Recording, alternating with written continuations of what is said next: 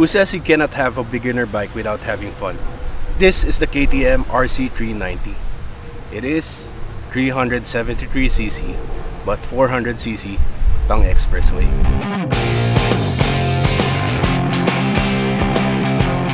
Let's start off by taking a closer look at what lies under the skin of this little pocket rocket. KTM calls it a sport bike in its purest form, reduced to its essentials. So the engine is 4-stroke single-cylinder DOHC with 4 valves per cylinder. It's got 373cc, 44 horsepower. It is surprisingly fast and nimble, making you easily forget that you're riding a small cc motorcycle. So the brakes is by Brembo, and it's a powerful brake system. 4-piston radially mounted calipers. It's got ABS, you can engage it and disable it. So the wheels and tires, they're both 17-inch front and rear. The front is 110 by 70 and the rear tire is 150 by 60. Although the steel trellis frame is visually identical to the KTM Duke 390, it is actually modified to fit for super sport needs. So this bike is actually a sport bike. Tester ka na, road tester ka. Road tester na, bagong buhay na. Bagong buhay na.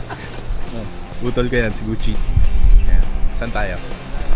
Sa Kaybiang tayo ngayon, so stop over muna para sa video shoot.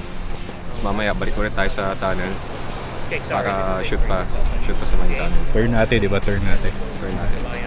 Niride ko galing bahay para Marilaque, tapos medyo naglaro ako dyan sa tunnel. Tapos konting mga twisty, so far okay naman. Yung riding position niya medyo aggressive. Depende kung gaano kabilis matuto yung rider. Kung mabilis matuto rider, pwede siya siguro sa beginner. If type niyo sports, so gusto niya roads like this, touring and sports racing. Si Romer Corbe, what's up Romer Corbe? Anong bike niya? RC200cc. Ito 390cc. We tried this in the Kaybiang tunnel. Sobrang suabe. Para siyang point and shoot. This bike is really a track bike. So, pag liliko to, huwag ka magdadalawang isip kung saan mo itutok to, pupunta yung bike nito.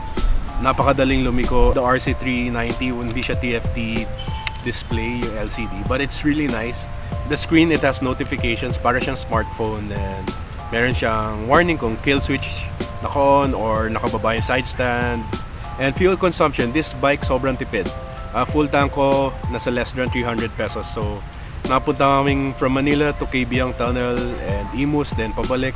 Hindi namin naubos yung fuel tank. Fuel range is above 200 kilometers, no problem. And I can't find any fault with this bike. 6-speed transmission, 1 down all up. And one thing I love with KTM bikes, sobrang daling hanapin ng neutral. Perfect for beginners. Sobrang lapad na ang side mirror niya. Sumasabit ako minsan sa mga kotse. Pero kailangan lang masanay. It's a generous side mirror. Ang dami mong makikita kaya lang sobrang lapad. Race ready talaga siya. Pag tinagal mo side mirror, kasama na yung signal light. Tanggal. This is a very odd design.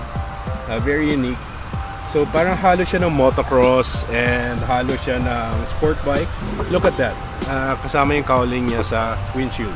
So from up there, abot sa baba. May bulsa siya, kasya yung cellphone. Passenger pillion seat. It's very touchy and foamy. I like it, it's soft. This 2019 version, it has slipper clutch. Very nice. So, every downshift, entering the corner, you have a smooth entry in the corner. Hindi siya mag-wild yung rear wheel mo. So, may na-match niya yung engine speed sa rear wheel sa deceleration. Metzler Sporttech M5. Happy ako sa KTM, di nila tinipid yung tires. The angle is very nice. The fuel tank is really slim, very small. So hindi ka talaga mahirapan sa bike kasi sobrang payat niya, sobrang gaan. Clutch is too soft. It's good for this kind of bike. Nung una nabitin ako sa 390, pero when I rode this bike for a few more kilometers at traffic, provincial roads, I'm actually satisfied with the engine.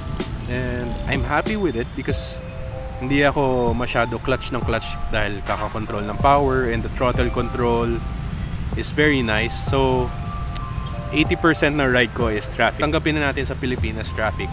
You always have to consider, madali ba tong i-ride sa traffic? So this bike, so easy. The riding position, sakto lang siya sa akin. Hindi siya nakapagod dahil medyo kuba siya, pero not as kuba as a sport bike. This is actually a track bike. Ginagamit siya sa KTM Rc390 Cup. And of course, in locally, ginagamit siya sa Moto IR. The top speed na reach ko ang 101 kilometers per hour, which is not bad. Parts, wala namang problema. I think this KTM, correct me if I'm wrong, it's made in the Philippines. So with this sport bike leading performance, commuter level, economy, and the exclusivity of the KTM brand name from Austria, it seems to be a great option if you're the market for a bike in this size class. And what surprises me is how awesome it can cope with its daily use. The price is 300,000 pesos at KTM, any KTM branch near you. So I got this KTM from KTM Quezon Avenue, care of KTM BGC.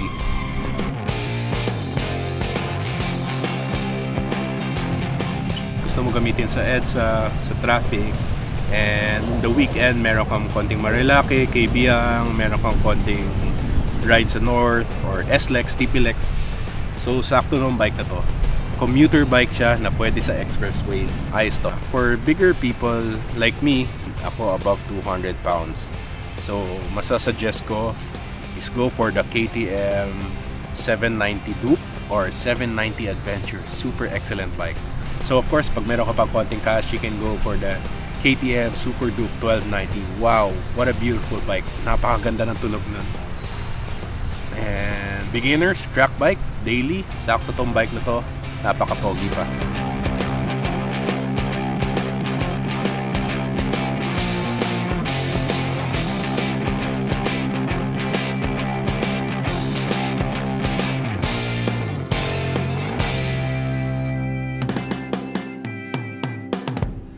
That's a Volkswagen Golf na mukha siyang Jetta na Golf. So actually KTM and Volkswagen is distributed by only one company, Ayala. So Ayala yung KTM and that Volkswagen.